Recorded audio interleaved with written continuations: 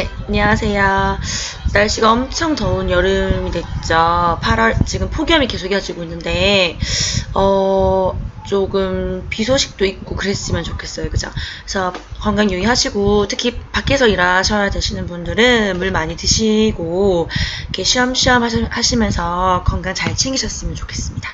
저는 지금 선풍기, 에어컨 다 돌리고 있어요. 네, 모두 물 많이 드시면서 이 여름을 잘 이렇게 이겨내시길 바랄게요. 자, 오늘은 잘생긴 작가. 잘생겼죠? 네.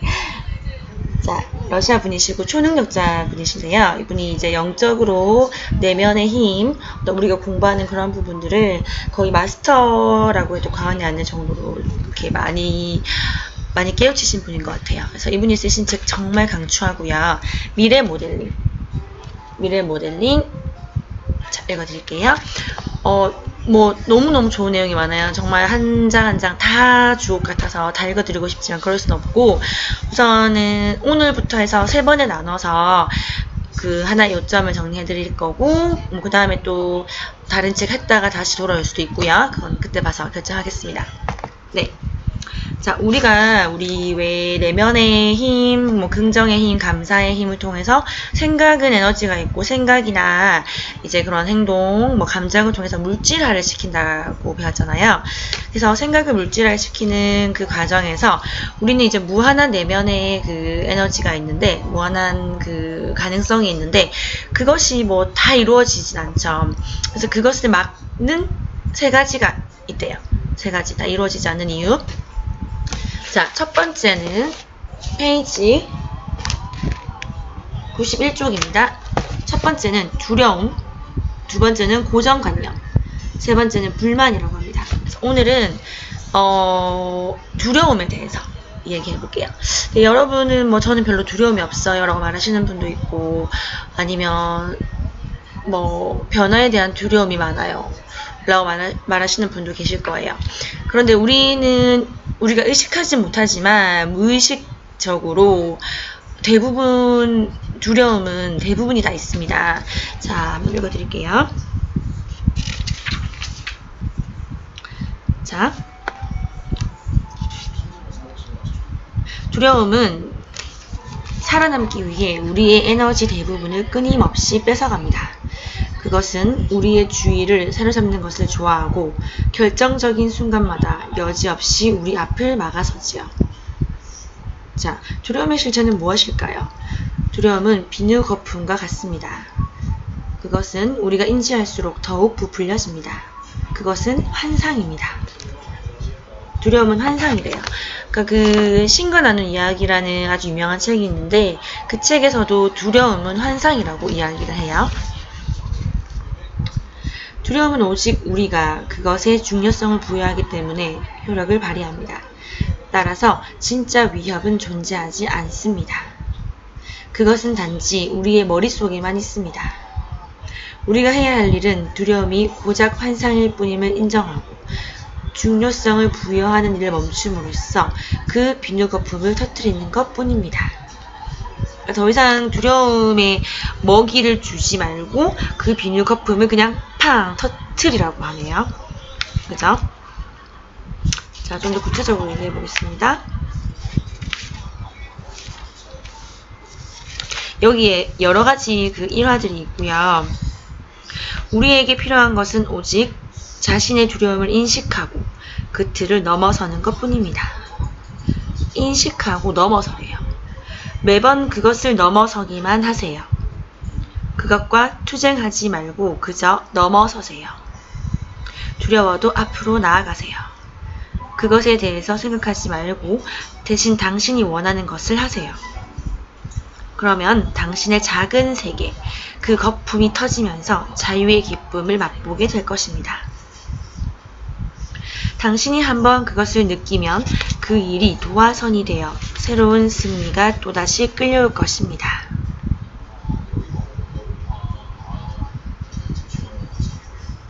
여기 일화들을 보면 예를 들어서 뭐 개를 무서워하는 사람이 있고 아닌 사람이 있죠. 벌을 무서워하는 사람이 있고 아닌 사람이 있죠. 그런데 예를 들어서 꿀벌을 두려워하면 꿀벌은 그 두려워하는 에너지를 느낀대요. 그래서 그 꿀벌이 오히려 더 쏠 가능성이 많아지는 거예요. 대신 그 꿀벌을 사랑하는 마음으로 찬미하고 그렇게 사랑하는 마음을 느끼면 오히려 꿀벌이 해치지 않는다는 거죠. 이 세상의 모든 것을 두려움이 아니라 사랑으로 마주해야 합니다. 그러면 세상은 우리에게 편안하고 안전하고 사랑과 기쁨이 가득한 곳이 됩니다. 두려움을 가지고 어두운 길거리를 걸어가면 범죄자가 그것을 느끼게 될 것이고 그들에게 당신은 먹잇감이 될 것입니다. 반면 당신이 사랑을 품고 걸어갈 때는 뭔가 자연스럽고 엄마 같은 친근한 느낌을 풍길 것입니다. 그들은 가족처럼 느껴지는 사람을 해치려 들지 않을 것입니다. 무엇이 올바른 삶의 전략인지 따져보고 그것을 선택하세요. 이 책에서는 그 외로움을 느끼는 사람들에게 외로움을 두려워하는 사람들이 많다고 그들에게 외로움으로부터 달아나려고 일을 하거나 책을 읽거나 피하려고 하거나 뭐 술을 마시거나 친구를 만나는 등등 그런 회피를 하지 말고 외로움이 두려운 게 아니라 자기 자신과 함께 있기를 두려워하고 자기 자신이 진정으로 누구인지 알아차리는 것을 두려워하는 거라고 합니다. 내면의 세계로 깊이 들어가 그 안을 정리하기를 두려워하는 것이래요. 그래서 홀로 있을 때라야 우리는 진정 내면에 숨어있는 문제와 두려움을 이해하기 시작한다고 합니다. 그래서 외로움이란 자연스러운 것이며 심지어 유용한 것입니다. 그래서 당신이 이제 당신 자신으로부터 그 자신의 문제로부터 달아날 때마다 그것은 오히려 더 크게 불어난다라고 적혀 있어요.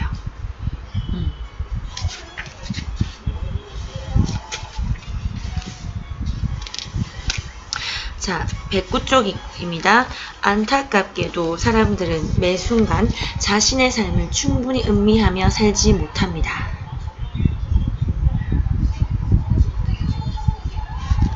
매 순간을 충분히 음미하며 살지 못합니다.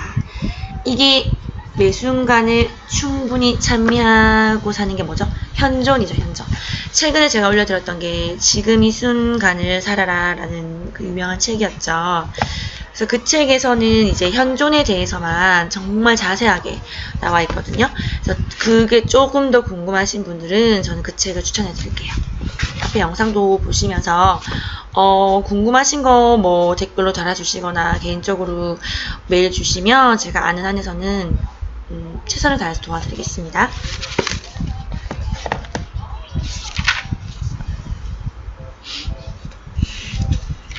자, 우리가 모든 두려움을 넘어설 때 삶의 가장 강력한 댐 하나가 사라집니다. 그것들은 더 이상 우리를 마비시키지 못합니다. 우리는 거대한 에너지가 밀려오는 것을 느낍니다. 그 에너지는 지금껏 우리가 두려움과 투쟁하느라 허비했던 것이지요. 그 거대한 에너지는 지금껏 우리가 두려움과 투쟁하느라 허비했던 것이래요. 두려움을 느낀다고 느끼지 못했던 거대한 에너지를 느끼게 되실 거래요. 우리는 이 에너지를 세상의 이로움을 위해 사용하기 시작합니다. 우리는 이 에너지가 우리의 소원을 가장 빨리 성취하는 데 사용되도록 허용합니다. 그러면 우리의 삶은 모든 사람이 자각하고 쓰는 동화처럼 바뀔 것입니다. 자, 그래서 내가 어떤 새로운 시작이라든지 어떤 특정한 사건, 특정한 어떤 대상에 대해서 두려움을 느낄 때 그저 그 두려움을 인식하고 넘어서라고 하죠. 두려움을 인식하고 그 틀을 넘어서라. 매번 넘어서라. 그냥 나아가라. 앞으로 나아가라. 그냥 해라. 하고 싶은 것을 해라. 라고 하죠. 쉽게 말씀드리면 뭐가 있을까요? 예를 들어서 사람들 앞에, 많은 사람들 앞에 서는 걸 두려워한다고 가정해 볼게요. 싶지만 내가 지금 두려워하고 있다는 것을 느끼고 그냥 일단 그 자리에 서는 거예요. 두려우니까 하지 않겠어. 그냥 나는 뭐 다음 기회를 노리겠어. 아니면 뭐 다른 사람에게 부탁하겠어. 그렇게 계속 하는 게 아니라 미루고 뭐 포기하는 게 아니라 그냥 앞으로 계속 나아가래요. 그러다 보면 새로운 것을 발견하고 또 그 발견한 것으로부터 자신감을 얻고 또 그것에 대해서 성취를 했을 때 내가 이렇게 이룰 수 있구나 라고 느끼면서 어떤 내가 성취하는 그 성취감과 함께 내가 이루어낼 수 있는 게 더 많아진다는 거죠. 자, 그래서 소원을, 내 생각을 물질화시키는 과정에서 세 가지 댐이 있는데 그 세 가지 댐 중에 하나인 두려움에 대해서 읽어드렸어요. 자, 이제 마지막으로 제가 좀 흥미로운 거 하나 읽어드리고 마칠게요. 이 작가가 어떤 그 여러 가지 그 일본의 훈육 방식에 대해서 정보를 접했대요. 일본의 훈육 방식을 정말 좋아하고 존중하게 됐대요. 그게 뭐냐면 부모들은 자신의 경험을 가르치지 않습니다. 아이들의 삶은 부모들의 삶과 전혀 관계가 없기에 그들은 아이가 자신의 실수와 경험을 통해서 스스로 배우도록 도울 뿐입니다. 그들은 아이를 훈육하는 데 있어서 자신의 에고를 개입시키지 않습니다. 그러니까 무엇이든지 자발적으로 하고 자율성을 가지고 해서 스스로 느끼도록 한다는 거죠. 정말 그 큰 예가 있는데요. 그 왜 아이들이 왜 그 전선이나 그 전기 콘센트 가지고 노는 거 좋아하잖아요. 구멍이 쏙쏙 뚫려 있고 저희 집 애들도 그런데 그런 경우에 우리는 그냥 안 돼 위험해 하고 그냥 뺐거나 뭐 막아버리거나 그렇게 하는데 일본에서는 12V 전압의 콘센트를 준대요. 그래서 그것을 직접 아이들이 시험해보고 만져보고 호기심을 충분히 채울 수 있도록 해준 다음에 뭐 전혀 위험하지 않겠죠. 12V니까 대신 약간의 자극이 있으면 그냥 아이들이 스스로 이런 느낌이구나. 그런데 이거는 안 된다는 거죠. 스스로 깨우친다는 거죠. 그런 식으로 훈육을 한대요. 그래서 저도 이제 두 아이의 엄마다 보니까 훈육에 관심이 많고 육아서적에 또 많이 있는데 정말 신기하게도 육아서적과 마음 공부 내면의 책들이 다 연결이 되더라고요.